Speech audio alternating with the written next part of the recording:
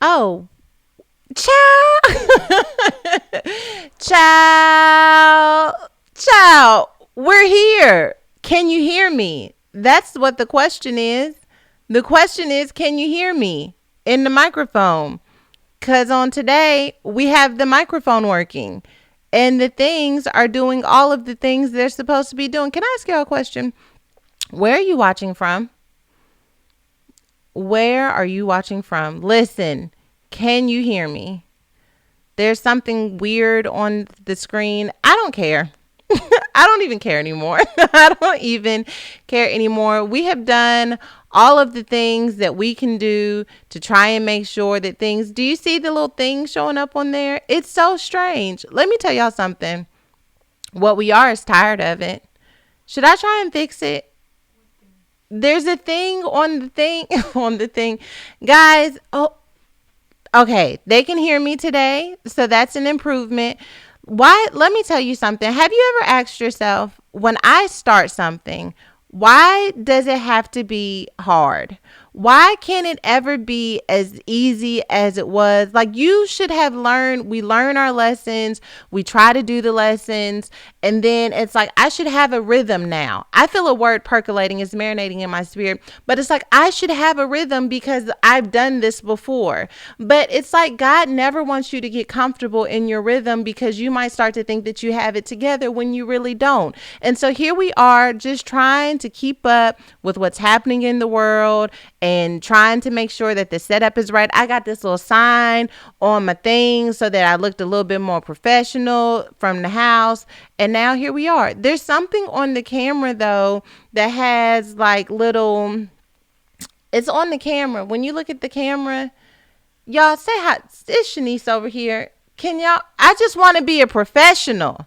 You know what I'm saying? And sometimes the enemy don't be wanting you to be a professional. How y'all doing? Where y'all watching from? Listen, this is the Woman Evolve podcast. I'm your girl, SJR. You know what it is. I'm not here by myself. I got co-hosts from literally all over the world. I saw Akragana's in the building. Yeah, that part is on. This is literally showing up on the monitor. It's unbelievable. I just saw somebody from Akragana just came up. There's like these little, y'all don't see those little borders. Somebody said, don't fix this. This we good. Let me tell y'all something. I did an Instagram live over the weekend with my father. The virtual experiences this week. I have a lot to talk to you all about. Can you grab your tea? Somebody said the frame is actually cute. In that case, we did it on purpose, honey. Yes, did trying something a little new. Okay, listen. So can I talk to y'all for a minute? Because y'all my homies and I need to talk to somebody about it. The virtual experience is this weekend. I thought that because it was virtual, we weren't going to be hosting as many people physically, that there would be elements of this that would be a little bit easier. When I tell you, it is probably harder than having the live experience. Like, there are so many different moving components trying to make sure everyone is set. I hope you guys are going to be a part of the virtual experience. We've got a buy one, get one free code going so you and your homegirl can show up. Tomorrow is the last day to register. It's not one of those things where you can like register up until Friday, because we want to make sure you guys get a chance to get into the platform that we've had built out and navigate your way around. So the buy one, get one free code is VE. V is in Victor, E is in Elliot. Come on, AT&T voice. VE BOGO, BOGO 20. VE BOGO 20. Okay. So listen. I see Kansas City, Missouri's in the building. San Antonio, Texas, NYC is here. What it be like? Jamil says, hi, OMG. This is my first time catching the live, watching from Alabama. What's up? So that has been trying to make sure. H&G Television said, I'm trying to get my mom to buy me the ticket. I will annoy her if I have to. Let me tell you, we've got a conversation taking place between mother and daughters about just being a woman in throughout the generations and the different decades of your life. And I think that it is going to be one of the highlights of the events. I'm typing in the BOGO code for the saints who are asking right now. It's VE. I see your comments. And listen, my AT&T V is in Victor, E is in Elliot. Have y'all ever tried to spell that out when people are always asking you like how to spell something, and then you're like, you know what? I I'm trying to use these letters to try and help you understand the words, rather, to try and help you understand the letters, but then they don't get it, or you run out of letters.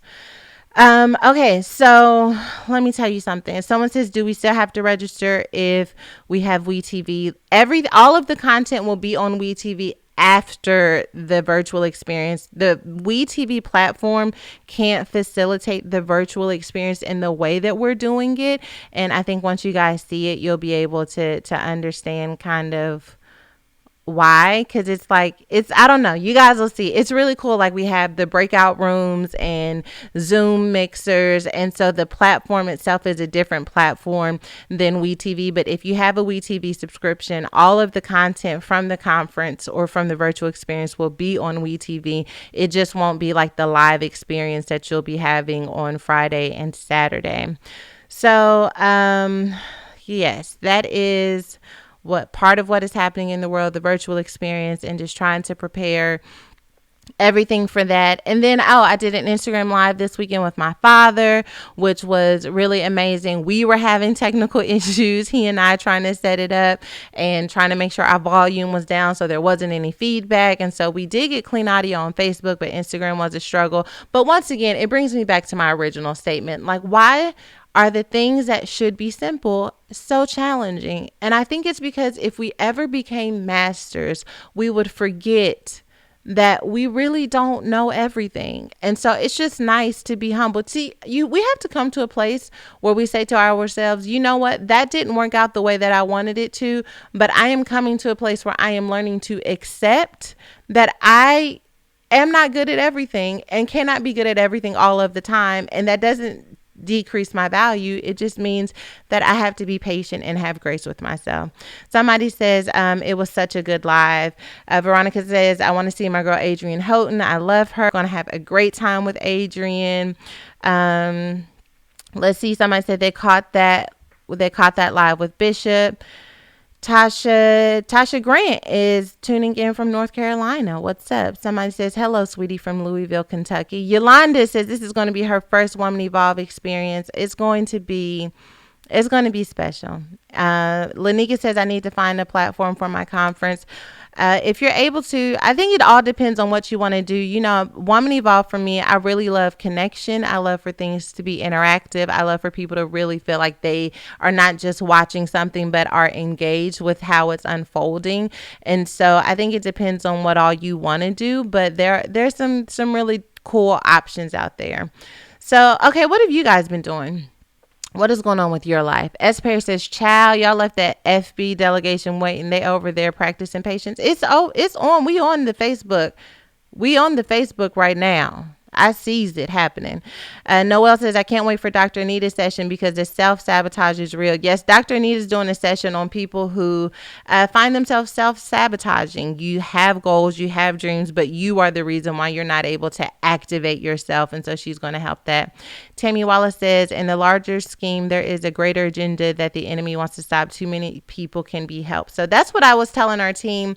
You know, I said, I felt like there is just as much warfare, or the same level of warfare that we experienced for conference with the virtual experience. And I think to be aware of that is really important because, like I said, so many of us thought going into it that we was going to be cool. Okay, so Alexis says she hasn't been up to anything but school. Misha says she's got finals and 2 jobs. Pray for me, says big time prayers up. Ronique says trying to mentally remain calm, cool, and collected. And doesn't that take work? Catherine Porter says, I just had a baby 3 weeks ago, breastfeeding and listening to you live for the first time. Hey girl, sending you lots of mommy love to that baby, that 3-week-old baby, praying that the baby is sleeping well and that breastfeeding is, going well for you. I breastfed Ella like a champ, but she was my 3rd child. The other 2, I tried to be a champ, but it turns out I wasn't no champ. All right. Latoya said it is 11:55 in South Africa. Child, good night. Kiana says, trying to get ready for the school year. Pray for all of us parents. Yes, the school year and what the school year is going to be. Jennifer says, 3 kids and working crazy at the post office. Ashley is preparing for her birthday on Friday. Happy birthday. And Latrice says, this quarantine has got me confronting unspoken issues in friendships, child. Let me tell you, quarantine will have you confronting all types of things. I wanted to check in with you guys as always. Somebody said, oh yes, the frame left. Our fancy borders. How you better. Let me tell you. Y'all know me and Shanice together. Boy, things can happen. Okay, so you already know the rundown. This is how it's about to flow. Are you listening? Okay. We're going to rescue some people. We're going to say Hail Mary to some people. We're going to give some advice. And then there's going to be a snack. 4 segments to this podcast. I like to give you the rundown because when I've been on a break, y'all try to act like brand new. Like y'all don't remember what this is about. Okay. Rescue Eve. It's when we see people who are out here and you know what? The world is dragging them. They're saying, you know what? You're raggedy. You look dusty. And what you really need to do is be anointed and baptized and stop backsliding. And we say, you know what? That's right. But Jesus sat with the sinners and the tax collectors. And instead of joining in with what the world is saying about people, we choose to put ourselves in their shoes and try to see things from a different perspective. Not going to lie to you. Sometimes the delegation don't be here for it. Okay. The Woman Evolved delegation, my co-host, sometimes they don't be here for it, but still we try. Okay. So I'm going to start this off with the first story. Okay. I'm going to tell you all, people have not been cutting up. I don't know if they've been drinking their water and minding their business and taking their vitamins, but people have not been cutting up. So this finna be short. Okay. Somebody said, are we really rescuing these people though, SJR? Cause you know who will rescue and who we want. Did y'all listen last week? Last week, I tried to rescue analogies and words and perspectives, because sometimes it's too much to try and get people. Let me tell you, sometimes we forget who we are and how we need grace. And so I tell them we got to rescue somebody and it's too much of a stretch for them. They say, I can't stretch that far. I don't have no potassium and magnesium in my muscles to stretch that far. And so I tried to decrease the stretch a little bit, and little by little, we gonna get there. By the time the season is over, we're gonna be rescuing anybody. Renika says, my attitude today won't let me rescue anybody. Sis, I was very close to having that level of attitude. We're going to see how this goes, but let's get into it. Y'all, can we rescue America? Did y'all see the story where it says U.S. was ranked amongst the worst countries to raise a family? The what? I mean, okay, let's talk about it. All right. Things could be better. You know, things could be better. It's a lot. It's a lot to swallow sometimes. Okay. We got all kinds of wars and rumors of war. Takola says, nope, I'm moving to Africa. All right. The Saints, let me tell you, I mean, the second worst place. Second? Kiva says, no, not the worst. I mean, the second to last is last place. I mean, Amir says America has been very ghetto lately. America has never, but isn't the world ghetto? Doesn't the world have, I have friends who are in the UK and they say that there's racial things there as well. Where is the world? Not the world, the only place. Who was it Tupac, Shanice, who says, I wonder if heaven got a ghetto? Who said that was Tupac? It ain't no ghetto in heaven. It ain't no ghetto. Everything is going to be a little ghetto on earth, but it is in heaven where there will be no ghetto. And I just want to know, what would you all think about that? H&J Television said the world, LOL, the world. Isn't the world all a little bit ghetto? Natalie says America has not been drinking their water and way too in our business. Rokima says America has been acting a plum fool lately. Heather said America needs a timeout. Serena says nope, I agree. America is not it. Y'all, where are we going? Can I ask y'all a question? If not America, where? Where are we going? Can I be honest? I would like to try the pasta in Italy. I don't know if that means I'm ready to move, but the pasta in Italy, I don't know how we're going to gauge where we're going, but I mean, we're going to have to stay here. Erica says ghetto is subjective, but USA is bonnet and pajama pants in Walmart with taped together EBT card ghetto. Can we talk about, can y'all, America cannot be that ghetto. Like the whole is not the world ghetto. So like, can we all just be equal? Do we even need a list of the worst places to raise family? Isn't there a little something everywhere? Somebody says Wakanda. I'm not mad at it, but Wakanda's not real. Is there a ghetto in Wakanda? Shelby says, sis, let's take our chances and go back to Africa. Can't be no worse here. Can't be no worse than here. Let me tell you something. I think it was Kenya when we were in the middle of the George Floyd unrest, and we weren't live on the podcast at the time. I think it was Kenya. It was either Kenya or Ghana. They sent out this statement like welcoming, like telling African Americans to come back to the motherland. And let me tell you something.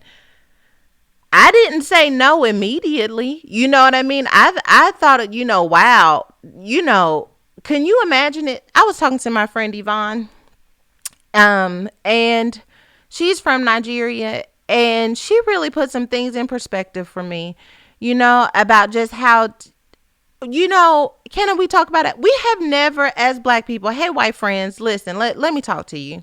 Hey, friends, I want to talk to y'all for a second. We have never not been known by the color of our skin first in America. So the idea of living somewhere, and this is kind of what was uncovered in my conversation with my friend Yvonne, is like there are places where the color of your skin literally doesn't matter. The concept seems so foreign to me. It was Ghana. They said it was Ghana wants us. It seems so foreign. See, no says, who's paying for the airfare to go to Africa? Not I.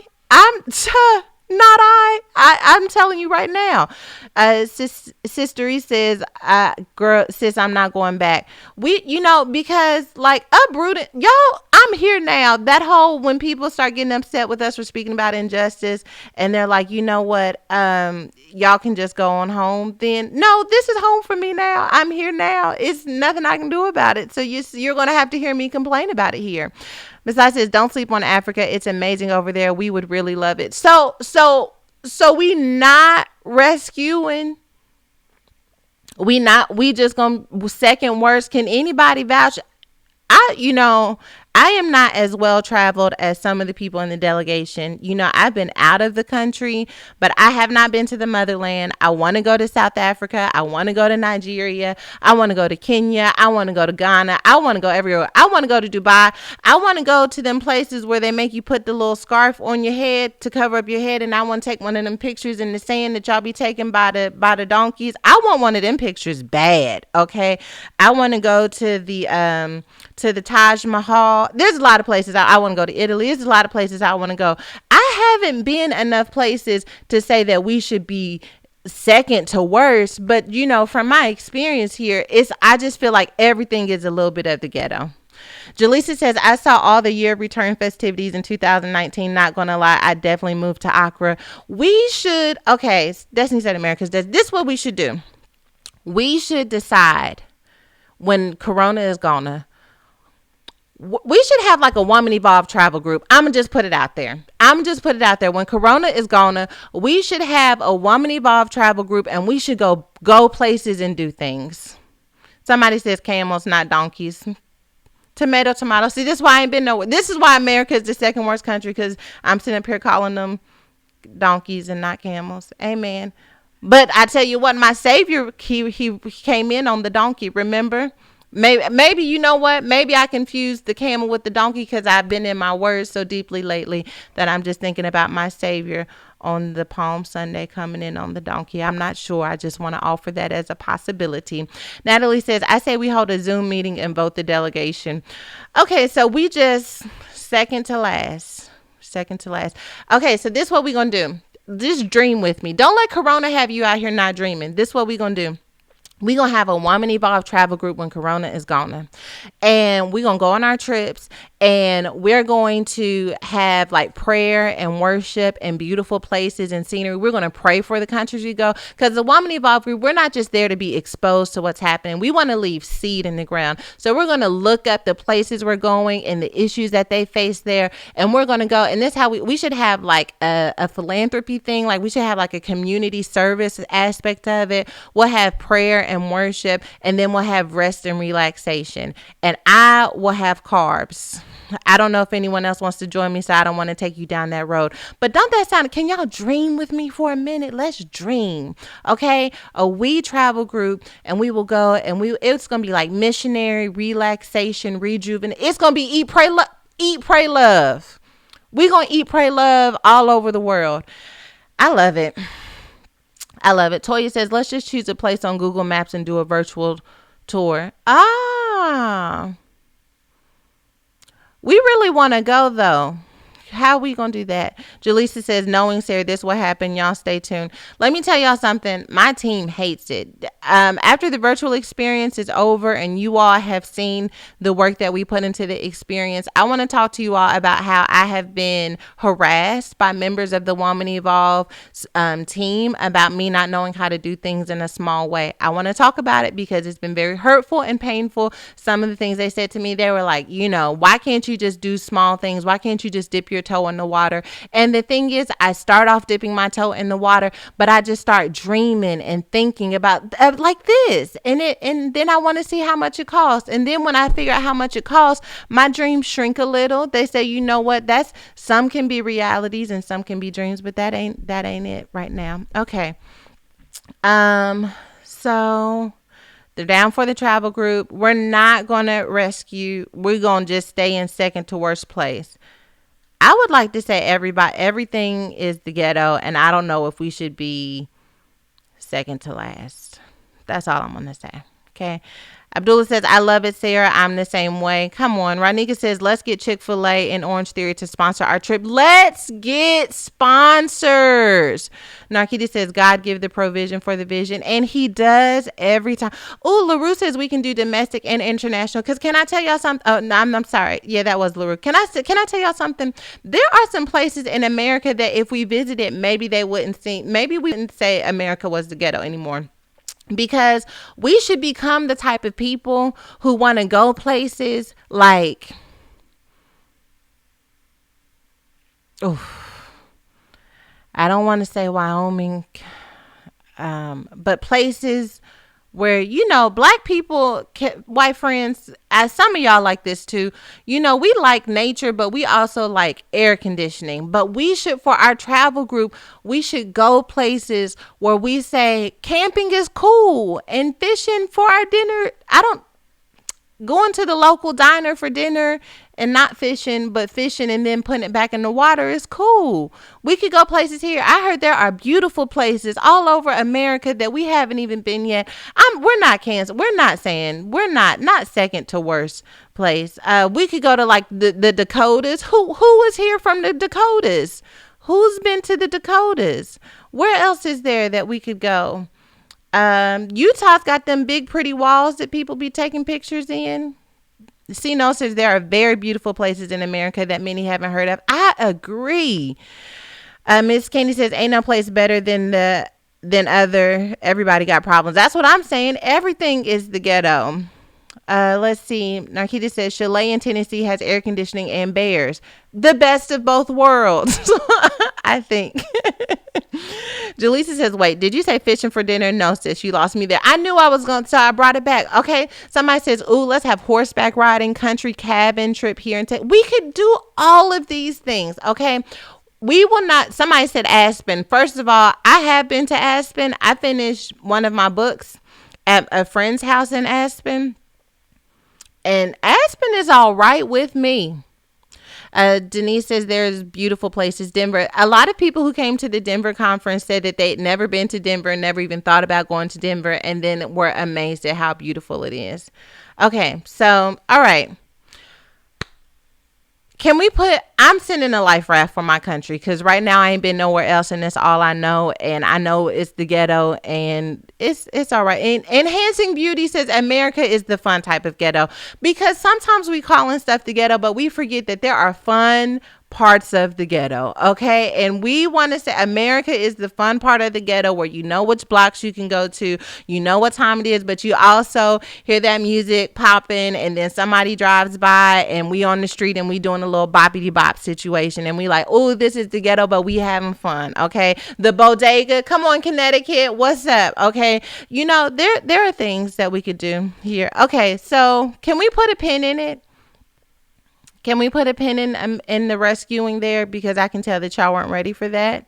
And that is fine. C. Noel says a cruise brings the Bible alive. We going to have to get Corona be gone before we get on them cruise ships, because that what you're not going to do is have me docked outside of the ghetto talking about I can't come into the ghetto. It might be the ghetto, but I'm going to stay in the ghetto until I make sure I can get back into this ghetto, because when them cruise ships got to cutting up during Corona, they just had you docked outside the ghetto, and you think you in the ghetto until you docked in a cruise ship outside the ghetto and can't get off and it's a virus on the boat and don't nobody want you to come home. That is the ghetto. Melissa says, I'll consider a pin. And says, block parties and Kool-Aid ghetto fun. I like it. Okay, so we're going to put a pin in that one. Okay, don't worry about it. We're going to put a pin in that one. We'll come back to it. I will revisit this situation, and that's that on that. Okay, so can we also rescue, since we put a pin in that one, but I can tell your hearts are open, so I want to stretch you a little bit. I would like to rescue the movie Fatal Affair. I feel like y'all tried to drag it. I feel like because there was that one scene where Nia Long's phone was upside down that y'all tried to drag it. And because y'all said it's different movies out and it's the same thing that y'all tried to drag it. But I would like to put on the table that it was entertaining. Okay, so this is where y'all mess up with these movies. Somebody says, what is a bodega actually? It's a corner store and they have all kinds of stuff. I'm from Texas. We don't have bodegas, but my friend is from Connecticut and she talks about bodegas like it is literally where the hem of the Lord's garments just hovers, where there are all types of treats and snacks. Erica says that movie was drag worthy. Brianna says, I knew this was coming. Lakeisha says, no, sis, we're letting that movie drown. Can we please? Brianna says it was definitely entertaining. Just because y'all would never let it happen to you doesn't mean the movie's not good. I'm going to say that again for the people in the back. Just because you would never let it happen to you doesn't mean the movie wasn't it was entertaining. When he when he rode up on her after she had gone to lunch with her little friend, and he rode up on her talking about, can we go for a coffee or can we go for lunch? Like, could it have been handled differently? Sure. You know what I mean? Should she have told her husband from the onset? Sure. But if you know what the ending is, that means I have seen some movies during quarantine that I have literally I wanted to reclaim my time, Maxine Waters style. Paula says it was a good movie. Daughter of Zion says, please don't spoil it. I won't spoil it. Daphne says, save the movie. I needed something new to watch during Rona. Amir says, I didn't even watch it. I already seen the storyline 5 times. I knew how it would end. You know, I understand what you're saying. Trinika says 3 stars for me, says only because Nia Long and Omar Epps were in it. Denai says, can we talk about how her husband didn't get one good hit in? Okay, so here's the thing. Chantel says Fatal Affair was a remake of 6 other black thrillers, just different casts. I know what you're saying. But what I'm saying is, okay, Lily says, you know that movie like storyline, direction, and creativity. Sarah, just let it go. All right. Wow. Janice says everyone was like you will feel like you wanted to reclaim your time but watch just to support the cast. Okay. Wow. So Daughter of Zion says I'm so behind. I just watched Harriet. I have not watched Harriet yet. What have y'all been watching we watched Defending Jacob on Apple TV because we got a year free subscription and that was pretty good. I watched The Old Guard on Netflix. I thought that was good. I know this is after y'all get finished reading your word, meditating, praying, becoming one with God. Okay, I'm not just saying fill up all your free time with movies, but if you get finished doing all of that and you need a little break, those are things that we watch. The Old Guard was pretty good. Defending Jacob was pretty good. Diva says, we, the delegation, aren't here for nothing or nobody. Generally, that's how they get down. Cassandra says, oh, yay, first time in a while that I caught a live. Hey, girl. Okay, so somebody, Farisi says, been watching Married at First Sight. Married at First Sight. We watched The Banker. Charmaine Richardson says she watched The Banker. The Banker was good. Karen Davis says, yes, The Old Guard was good. The Old Guard was really good. I really enjoyed it. And I'm a harsh movie critic. I won't talk about some of the movies that I watched that I felt like could have been in, somebody said comedy. Have we been watching anything with comedy? We watched Sanford and Son last night. I know that's what, I don't know if that counts. Somebody says Greenleaf. I watched like the first few episodes of Greenleaf, and then people started commenting on my page that if I was, what's the daughter's name who I guess had a kid as a teenager? They started asking, was that character based off of me? And I was like, no, and I'm not going to do this because I won't allow it. What's her name? Grace. They started asking me, was I Grace? Like, I literally started getting DMs like, are you Grace from Greenleaf? And I was like, no, whoever plays Grace from Grace isn't real. Grace is not even a real person, and I have nothing to do with Greenleaf, so I stopped that. Okay. Misha says, I've been watching The Oval and Greenleaf. Haven't seen too many movies. Jada says, we need a list of good shows and movies to watch. Okay, we're going to work on that so that we can watch stuff when we go on our trip too. Okay. So, okay. Dania says, no need for comedy. Our lives are the joke. Second worst country to raise a family, and that's where most of us live. So there's that. That's that. Okay. Some family or fiance is definitely entertaining on own. Are y'all watching people cut up? That's what is. Are y'all watching people cut up? Jana says, come on, Cora, let us know what you have been watching because we love. Cora loves to watch TV and she knows all of the things happening. Okay, so Fatal Affair, y'all said no to that. Okay, can I say this? I want to try and rescue a certain sector of people. Okay, hear me clearly before y'all start cutting up. I am totally 100% face mask. Like face mask. Like it is the only way we live our lives. There are a group of people within the face mask community that have been saying that they can't run with their face mask on. And a doctor in the UK ran 22 miles with his face mask on to debunk this myth. And this is what I want to say.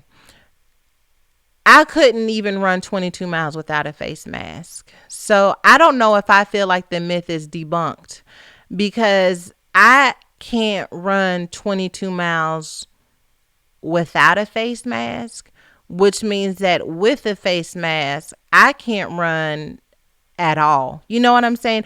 If you can even run 22 miles, then you can run 22 miles with the face mask on. But if you can't run without a face. Am I making sense to anybody? 22 miles with the face mask on and I'm bringing this up because one of my friends went to Orange Theory and you got to wear a face mask at Orange Theory. And she said, I can't do it. And so there are people who saying they can't run and work out with face mask. And I would like for them to be respected because we're not lying when we say we can't breathe because we already can't breathe. Does that help me? Is that helping anybody understand what I'm saying? Can we rescue people who can't work out with face mask on? Because I can't work out with my face on. So how am I going to work out with a face mask on? You see what I'm saying? When I work out with my face on, I can't breathe. So the face mask ain't going to help me. It says I can't walk 2 miles with the face mask. I took a short little trip to Texas with my face mask on for my dad's birthday. I could not walk to the car. When I took that off, you would have thought it was oxygen. Like I had just came from underneath the ocean and I needed oxygen. I can't do it. Latoya says, I can't even shop with the face mask on, so I'm not going to try to run with one. I sure cannot. Samantha says, a chopper and a respirator because I went to Orange Theory and almost passed out without a face mask. This is what I'm saying. Just as I get so dizzy wearing masks while working out or running, I always have to take it off for a second to take deep breaths. Whew. Listen, let me tell you, I'm on that workout at home tip because I need all of the oxygen. I need all of the oxygen I can take in, and the face mask can't do it for me. Sincerely, Angie says the most I've done on any track was 9.1, and that was a walk. I wouldn't dare try to run. Summer says no rescue. If you can't work out, period, then face mask won't help, but shouldn't hurt either. It isn't a reason to not wear it if you couldn't do the activity beforehand. I'm not talking about go out without it. I'm talking about stay home, and let's not say that people can't do it. I'm not saying I'm here for the face masking. Okay. All I'm saying is this. It's not an excuse when I say I can't breathe with this face mask on, is all I'm saying. Monique says, I do believe in masks, but I take it off as soon as I am away from the folks. I mean, the moment I get in the car, I have to take them all out. Portia says, they aren't made to do hard physical activity, so I ain't doing it. Quanda says, all you need is a surgical mask. We could breathe with a surgical mask on and work out. The surgical masks are easy to breathe in because them fabric ones feel like breathing into a deep t-shirt and hard. I don't know.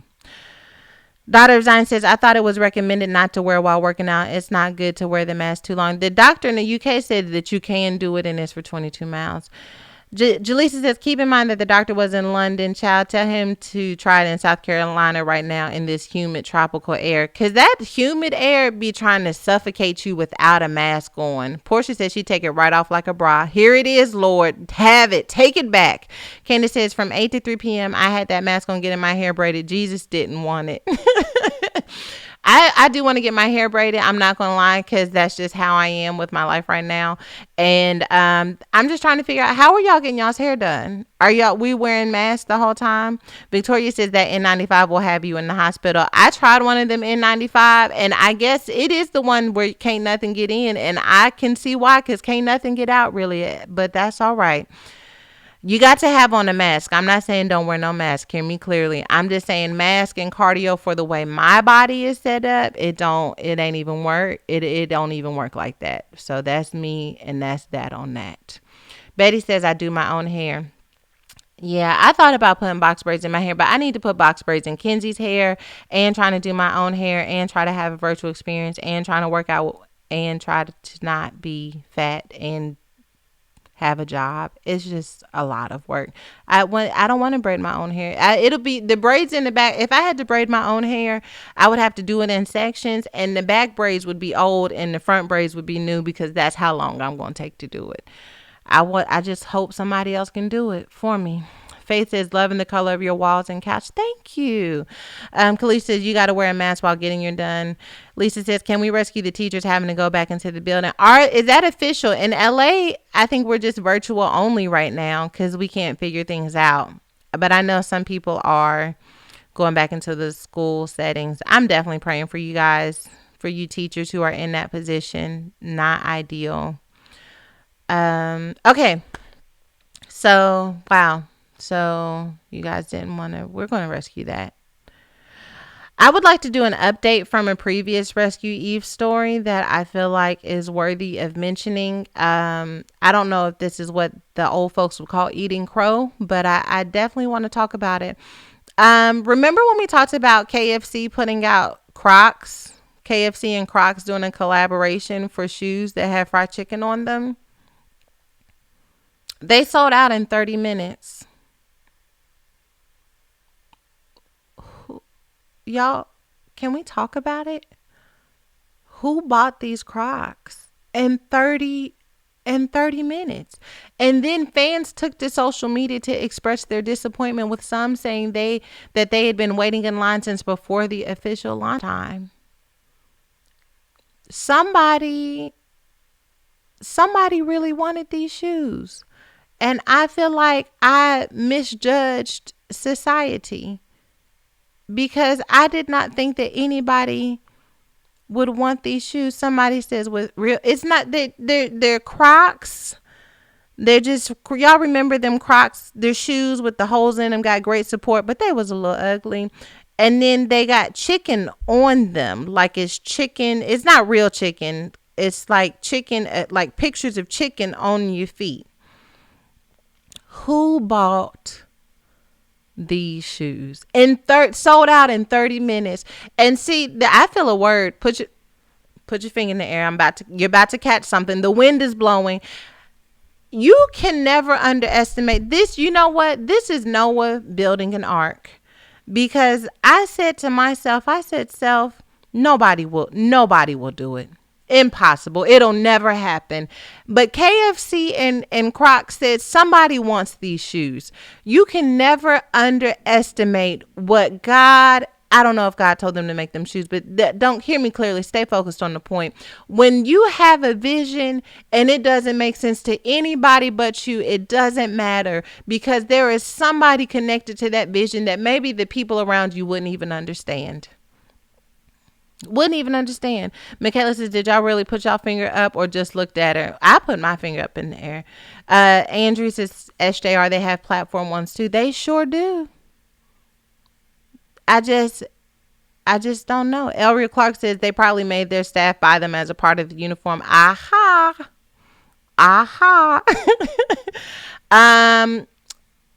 Batunum, I want to say it right, says this is proof of America Ghetto. And I bet you, based off of my girl's name, that she means every word of it. She says this is proof of the American Ghetto. Can you send me a voice memo on Instagram so that I can say your name right next time, especially since wherever we gonna be there together and I want to say your name right. Somebody says Ghetto America. That's right. Ashley says, and they are scented as well. They smell like chicken. So someone's going to be walking into a room and people are going to be like, who brought chicken? And they're like, no, it's my shoes. I'm shocked. And I can understand being like, you know what? I want to have fried chicken close to me at all times, but I just don't understand putting them on your shoes. Maybe there's something in them that's like, I love fried chicken, but it's greasy. And, I love the smell of it, but it's not good for my health. And when I eat it, I get oil all on my skin. And so I just want to be near fried chicken. I'm trying to understand. I'm trying to rescue the people. Okay. And so they said, I can't eat the fried chicken, but I want the fried chicken close to me because it makes my skin oily when I eat the fried chicken. I wish they would have told me that, because what I could have told them is that if you have oily skin, don't stop eating fried chicken because it makes your skin oilier. Just go to Glossier. Glossier has all types of products to help you balance your skin. Your skin doesn't have to be greasy because of the chicken. Eat the chicken and then let Glossier help you with your skin. Glossier is a community-driven beauty brand. Glossier is constantly in conversation with their community about the best ingredients, techniques, and dream products. The result is products that condense the best of beauty and are inspired by real routines. They make skincare, makeup, body care, and fragrance products. Glossier, like dossier, but Glossier. Okay, and Glossier has become one of my new homies, and they are the sponsor of today's podcast. And I want to tell you a little bit about why I enjoyed my Glossier kit.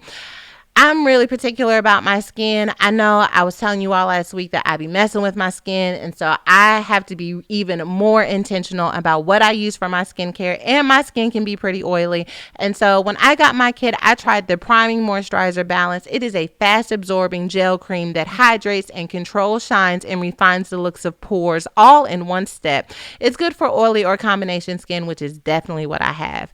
It's a moisturizer specifically formulated for oily skins. The translucent gel cream formula absorbs quickly for refreshing hydration. But it doesn't stop there, because in addition to that, they also have makeup. And let me tell you, my eyeline game is not where it needs to be. And I think it has less to do with my application, although my application may play a role, but more to do with the actual tool that I'm using. And they have an eyeliner that has the brush tip that was designed with flexible fibers that have the huge, that hug the lash line for easy, precise application. You never accidentally apply too much eyeliner, which happens to me all the time. I be trying to get that nice little situation going, and then it's all a mess, and then I have to just wipe it off and try again. And it doesn't smudge for up to 12 hours. So if you guys are interested in trying out some skincare or makeup, I highly recommend that you go over to Glossier and give it a try. The Glossier ad for the podcast is offering us up to 10% off your first order for all new customers. That's glossier.com/podcast/evolve. That's glossier.com/podcast/evolve. And you can get 10% off. That's glossier.com/podcast/evolve. Now, last week y'all didn't want me. Now I'm hot, y'all. Y'all remember Mike Jones?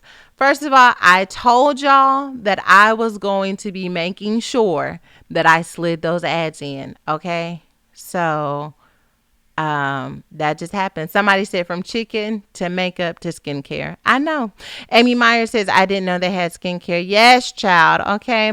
Trisha says, I hope these companies pay you a few extra coins for how you slide their ads into their combo. They don't, but I'm trying to do it. You know what I mean? I'm trying to make this thing work for me and my personality, and that's how I do it. Okay. So I hope you guys get a chance to check out Glossier, because it's actually very dope. All right, Hail Mary. Hail Mary is when we take a minute and say, you know what it is? People are out here doing the things, and we want to take a minute and acknowledge them. There's an elderly couple who own a laundromat together, and they are bringing joy to the hearts of people because they did a photo shoot with the clothes that people didn't pick up from the laundromat. First of all, they're an 80-year-old couple, and I'm going to put the link. If you guys are watching or listening to the podcast because you didn't get to check the live, I want you guys to go over to Facebook or YouTube and check out the link, because they are slaying these clothes. Okay. It's a husband and wife team. They're both in their 80s, and they believe age is not a barrier to have fun and fashion. Somebody left their clothes and they said, it's fashion and you need to come pick it up. And when I tell you, they're doing a whole thing. I love that story, and I thought that it was really cute, so I wanted to share it with you. Tiffany Smith says, how many more ads do we need to prepare for? You can't prepare for them. That's the whole point. That's the whole point. You can't prepare for these ads. They just coming. Okay. So I want you guys to check out that. They looked really cute. An elderly couple who own a laundromat together is bringing joy to people around the world as they model customers' forgotten clothes and creatively remind them to pick up their laundry. So you guys check that out. If you're just looking for something that's cute and funny, it made my day a little bit. There was another story that I saw on Instagram of a 4-year-old who was her mom's personal trainer. And it's the cutest thing that I've ever seen. I kind of want to show it to Ella, but I kind of don't want to show it to Ella at the same time, because I think Ella may actually take her role very seriously as my personal trainer. But in this world where we're experiencing so much news that can be challenging, stretching, stressing, and depressing, I like sharing these stories. And this one of the 4-year-old mom as a personal trainer is super, super cute. She was really motivating and cheering her mom on. I saw this on Instagram, so you guys should check that out as well. And then Kyrie Irving. Kyrie Irving is also, he's a Hail Joseph today. Hail Joseph is a fella who is out here doing some things that are worthy of acknowledging. He committed $1.5 million to help pay WNBA players who opted out of playing so that they would not have to worry about the stress of not having a paycheck. So whether they're not playing because of coronavirus concerns or social justice reasons, he wanted to make sure that they didn't have anything to worry about. The annual salary of a WNBA player is a little more than $200,000. So for him to donate $1.5 million is obviously going to go a very long way. So I definitely wanted to give him a shout out of that. Somebody says, show Ella, please. Somebody...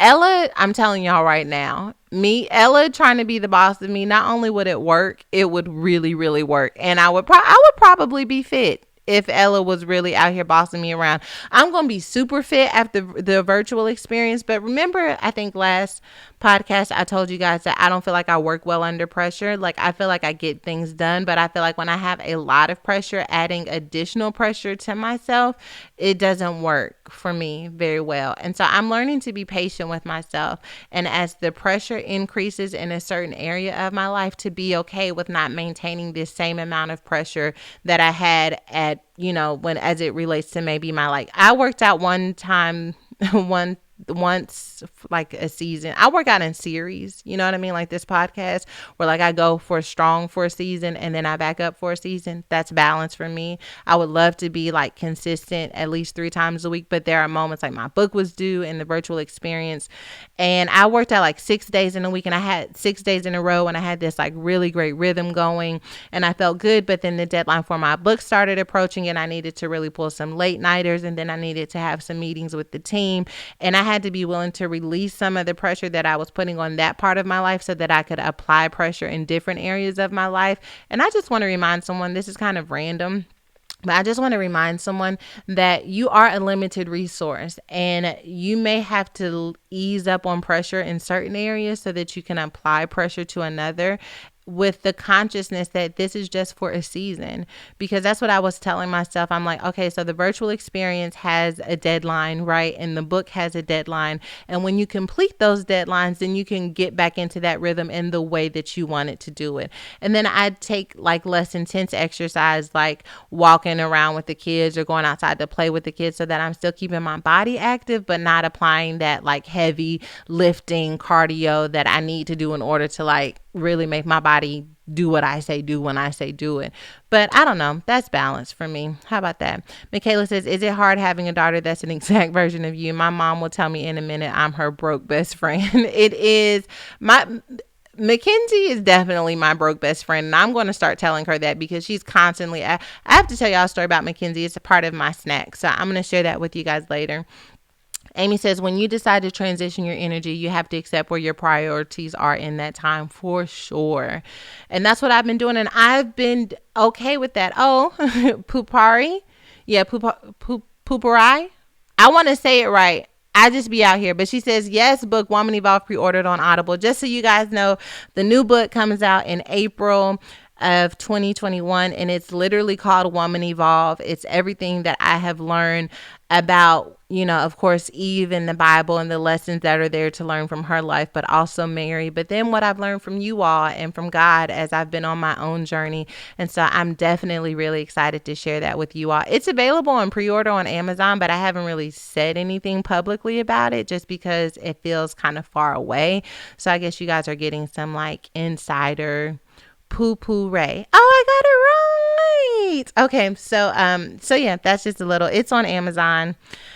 I did that shoot in the middle of the pandemic, which was another huge stress for my team, but I insisted on having this garden looking cover. But whatever. I hope you guys enjoy it.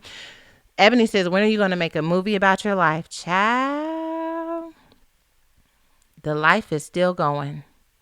I don't know. All right. Are you guys ready?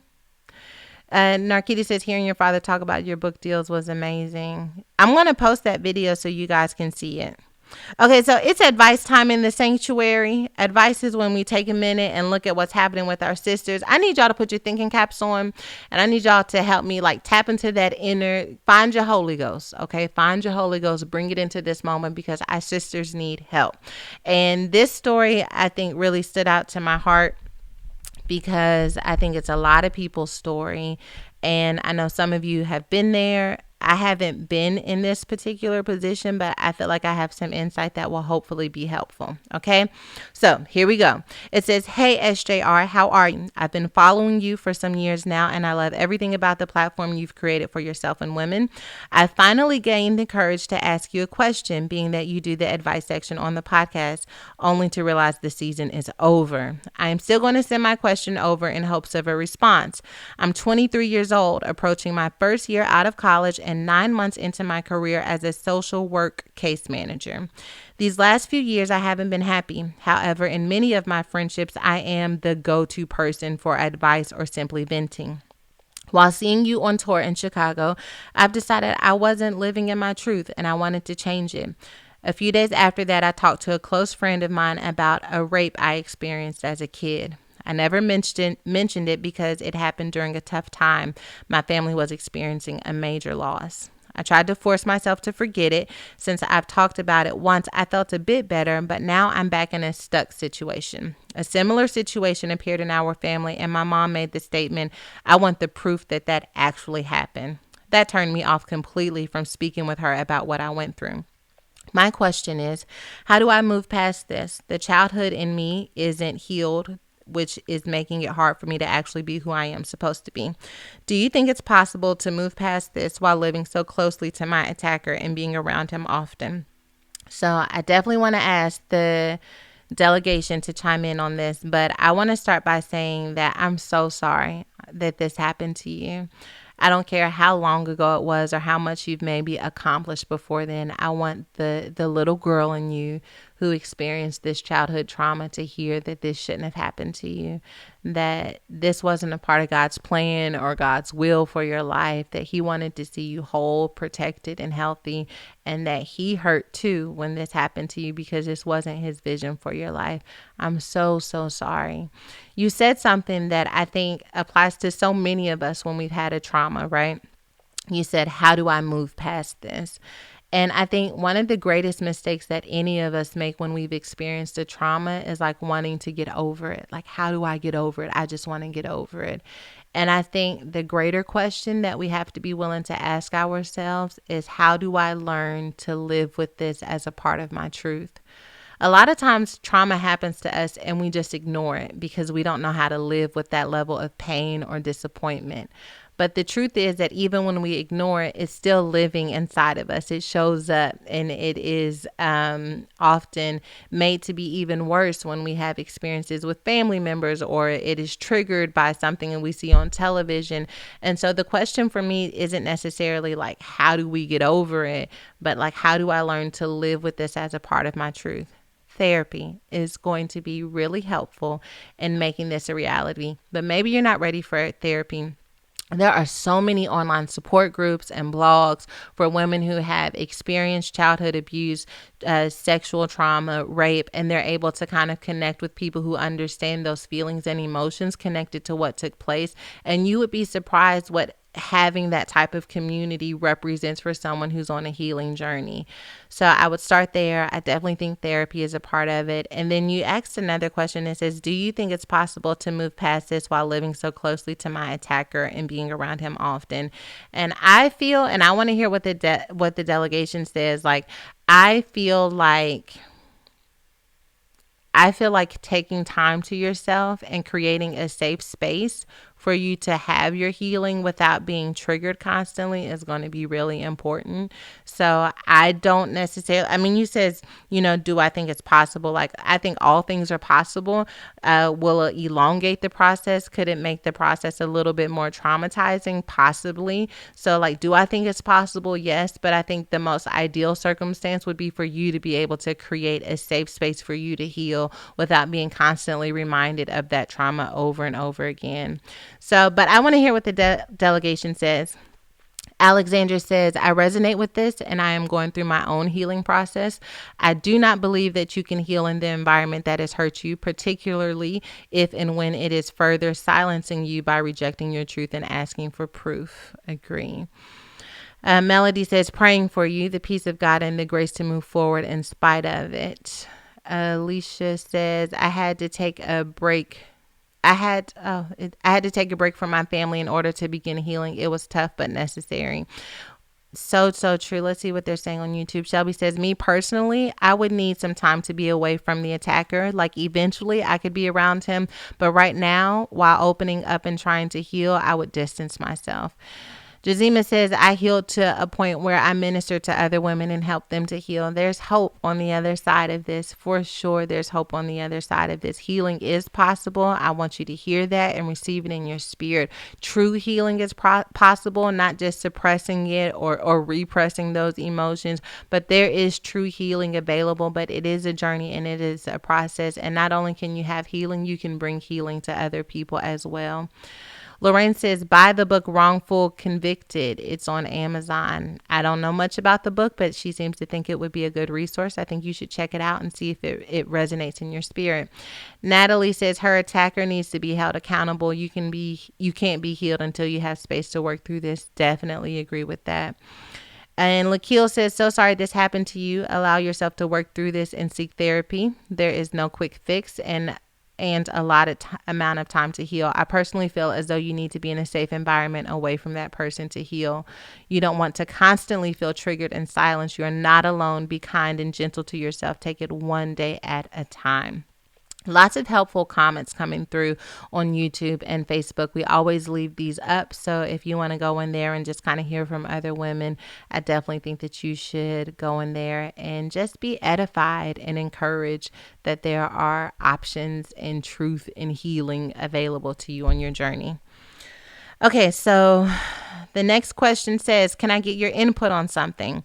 I've had major issues with my cousin and mother-in-law. I've chosen to forgive, but I no longer want them in my life. My mother says that's not Christian of me, but I don't see why I should continue to maintain a relationship with toxic people that don't really care for me or my children. You know, Lindsay, this is something that happens quite often where we end up coming to a place of healing, growth, and maturity, but we still feel like we have obligation to family, even though that family can be toxic. And I think that the most important priority that you have to have is to your emotional and spiritual health. And there are aspects of our emotional and spiritual health that make space for us to connect from a distance with people who are toxic. You know, like maybe that's once a month check-ins, or maybe that's, we can still be friends on Facebook, but we don't really need to be sitting at dinner together. So saying emotional and spiritual health doesn't necessarily, and mental health doesn't necessarily mean that everything needs to be like all or nothing. But if you're at a space where you feel like all or nothing is the best route for you, and you feel like you have a conviction about that with your relationship with God as it relates to your journey and your health, I want to let you know that it is okay to do that, you know. But you said it's your mother-in-law, and so I would ask you like what to consider how you're going to navigate that in the context of your marriage and how that's going to work. And if you and your husband are on the same page about that, that's something that you really have to consider, because his mother is a part of his life as well. And so really being intentional about determining what that looks like in the context of your marriage.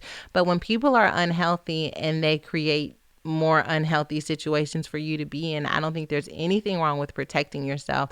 I would just want you to be clear about setting up those boundaries and what that ends up looking like in the context of your family. If there are children involved, how does that play out with the children? The most important thing that I think you should have in this is you and your partner being on the same page, because you guys are going to have to walk this thing out, and you don't want it to cause an unnecessary rift in your relationship. Araya says Abraham and Lot had to separate, but that didn't stop Abraham from loving him.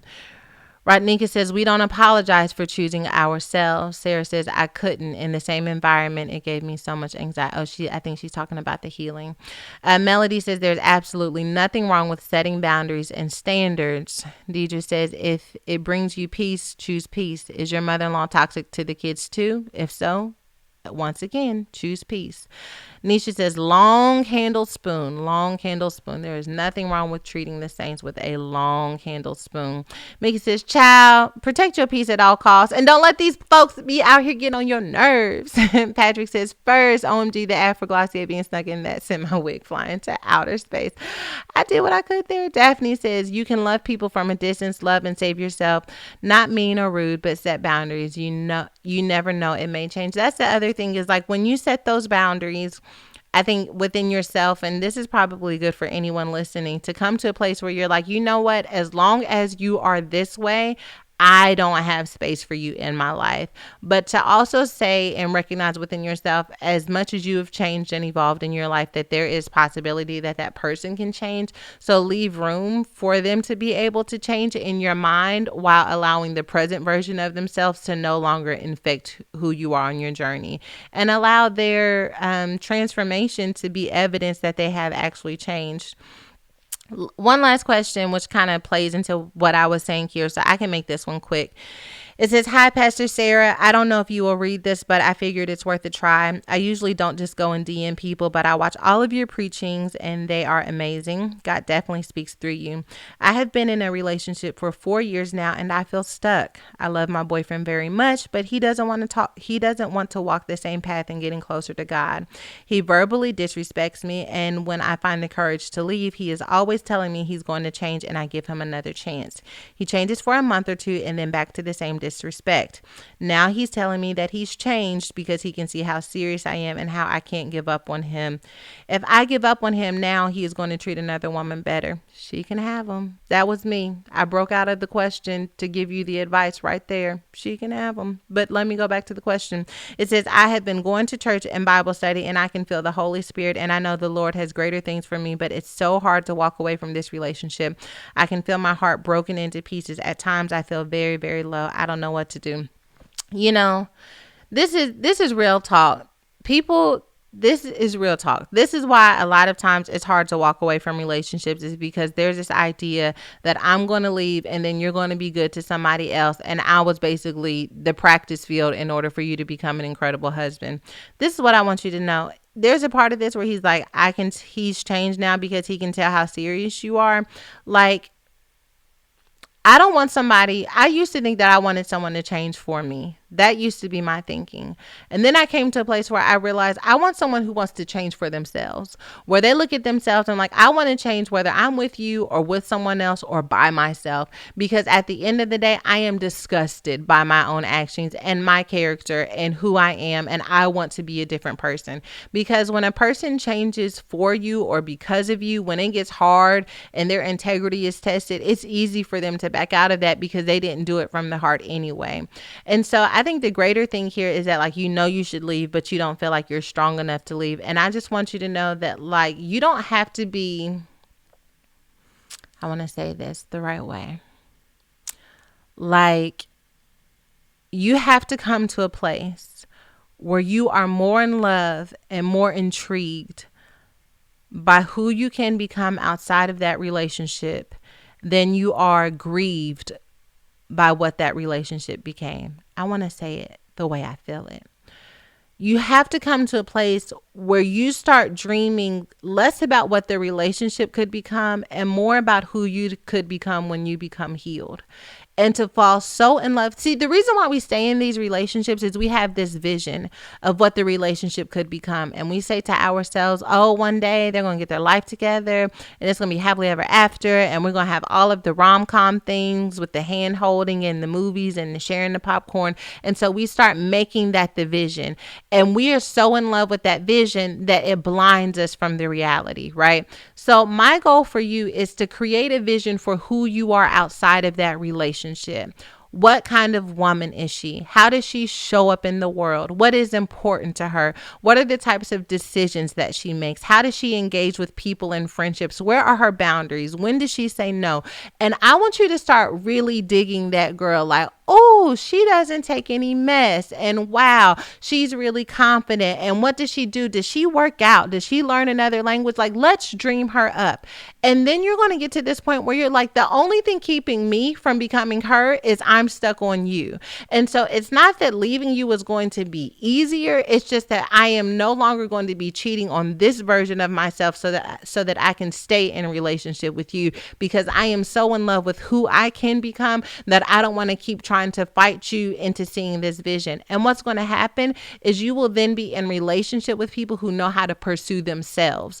We're not pursuing other people. We are pursuing ourselves. And in the process of pursuing ourselves, we align with other friends and relationships that are on the pursuit of becoming the best version of themselves. And then we are connected with people because your journey inspires me to dig deeper in my journey, and my journey inspires you to dig deeper in your journey. We're not trying to rescue one another, which brings me to my next point. I think you have to determine, like, who did not rescue you, who abandoned you, who made you feel alone, who made you feel isolated, and why is it that that version of you has so much power that you're willing to stay in that relationship. I have found that in most toxic relationships that we are loving someone in the way that we want it to be loved. That even though we know they messed up, like we wanted someone to love us when we messed up, or we wanted to prove to someone that you are worthy because you never felt like you were worthy. And so I would dig even deeper into realizing that that relationship is a symptom. It's not the problem. And as long as we make that relationship the problem, we will miss out on what the true problem is. And so the next question I would have for you is, who hurt you? Who disappointed you? Who left you? Who abandoned you? Because you want to stand up for this person in a way that you were never stood up for. And when you get finished sorting through all of those things, my prayer is that you will come to a place where you see that in the midst of those people disappointing you and those situations disappointing you, that God was there, and that God was providing, and that God was making, he was bringing people into your life. They were grandmothers or aunties and sisters and friends and opportunities that would help get you from point A to point B, from point B to point C. And that if God was always there, he will continue to be there. So maybe you lacked from man, but God made up the difference. You just couldn't see that because you were so blinded by the hurt. I don't know. Sherelle says, for me, it was my biological father. Jaleesa says, yes, this is so good. The relationship is a symptom. Shalandria said, this right here. Come on now. Tanya says, I have been going through that right now, married for almost 8 years, and we're separated again because he neglected and abandoned by him. He wants to hang with his homeboys every day. KJ Mir says, I love this. So good. Sharon says, that was so good. Keena says, he can change without you. If he truly loves you, he will reapproach once he's whole. You got to love yourself first. That's the other thing I thought when I was seeing this, is that like, if he's really changed, he would have enough respect to be like, you know what? I need to take time for myself to walk out this healing without having this motivator. The most powerful changes aren't the ones where you get a carrot dangling at the end. It's the one where there is no carrot dangling at the end, but you know for yourself, this is who I must become. And so you go on that journey. And then once he's healthy, he can add value to your life. Okay. Snack time. I'm sorry. This is long and I've been cutting up. My bad. Are you ready? Here's the snack. Okay. Here's my story. So Thursday night, Mackenzie had an accident. She slipped and fell off the counter and banged her elbow on the counter.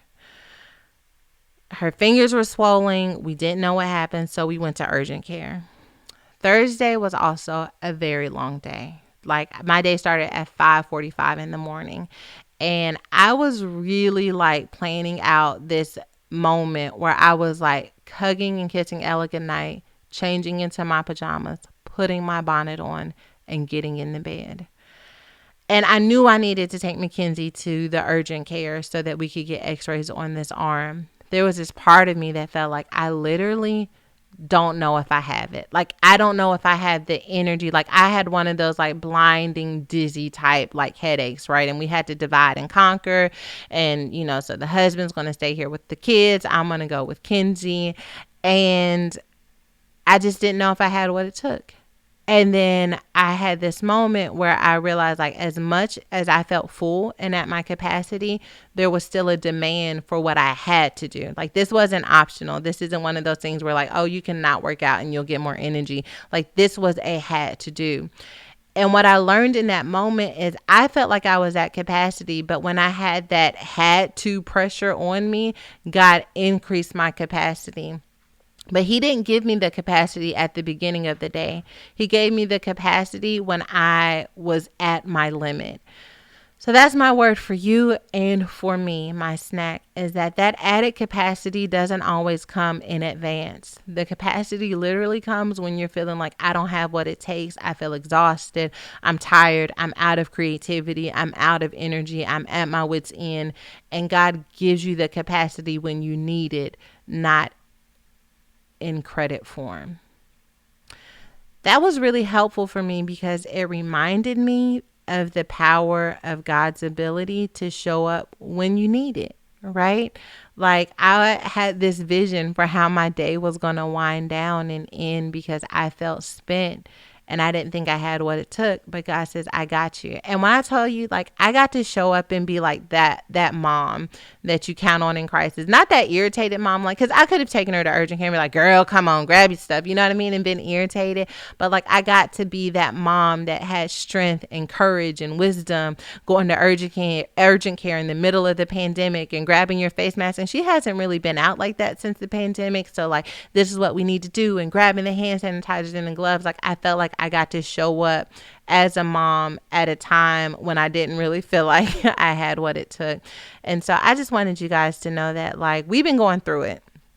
I told you guys, a virtual experience, all types of war. My team has been in war. They won't even tell me the things that are happening, because when we start creating these environments for you all, it's like the enemy doesn't want it to happen. He doesn't want to see you start thinking in terms of generations. He doesn't want you to start applying today towards your future and to make decisions that will lend itself to God's harvest of glory and grace in your life. And we believe so strongly in what God is doing down on the inside of you that we have to overcome. We choose to overcome. We get to overcome whatever obstacle stands in the way, so that we can make sure every woman who needs this word has access to that word. And so, that was one of the many things that we've had going on this week. Kenzie ended up in a cast. For those of you guys who are wondering, she ended up in a cast. She'll be in a cast for 3 weeks. And, so we're waterproofing it and cast cooling it to try and make her as comfortable as possible. But there's such a cost connected with purpose. And sometimes that cost makes you feel like you don't have enough capacity. And I just hear God saying to you and to me is that you don't have it right now, but you'll have it when you need it. And that's what I experienced this weekend. So Misha says, thank you for the platform you've created. It's my honor. You have no idea. It's my honor to serve what God is doing through Woman Evolve. Valerie says, I need prayer for purpose and what talents I have so that I can work that part of the kingdom. Let me tell you something. God's going to reveal so much about who you are. And I think being open to whatever that is, and to get into the business of serving what you know he's doing. Like, there are some things for sure we know God is doing. Like, so many people have started volunteering for Woman Evolve because they literally had an encounter with God through Woman Evolve. And so they know what God is doing through Woman Evolve. And as they've started serving what God is doing through Woman Evolve, God is revealing gifts and talents on the inside of them that extend beyond what they do with Woman Evolve. It may not be Woman Evolve for you. It could be your local church. It could be nonprofits in your community. But getting into a space where you're connected with what you know God is doing, being open to serving that in any way, and watching God reveal what happens next. So, okay, I want to pray with you guys. I love you. I can't wait to see you next week after the virtual experience. Y'all pray for the virtual experience. Tomorrow it's the last day to register, but just pray that that lives are transformed. That lives are transformed for the glory of God, that the generations are affected by what takes place this weekend. And I think we've got like 6,000 women who are coming. Like, may each of those women represent multitudes, and may we go into all of the earth and share the good news of what has happened through Jesus, because we have experienced it for ourselves. So, Spirit of the living God, we thank you. We thank you for this opportunity to connect, to be seen, to be understood, to be loved, to be affirmed, to laugh, to have joy, for just a minute for the world to pause so that we can feel like there's someone out there who understands us. God, as we continue to go throughout our week, we just ask that you would breathe on everything that we do, Father. It's the virtual experience for me, but there are so many other things that my sisters are up against: jobs, families, mental health, school, so many things that they're working through. God, I ask that you would just breathe on it, that you would breathe your breath, and that your breath would carry patience, that it would carry strength, that it would carry peace, that it would carry love and power. Father, I disseminate angels to every person listening right now in the name of Jesus. Touch their homes, touch their bodies, touch their finances, touch their minds. Bring them healing and restoration in every single way. In Jesus' name I pray. Amen. Love y'all.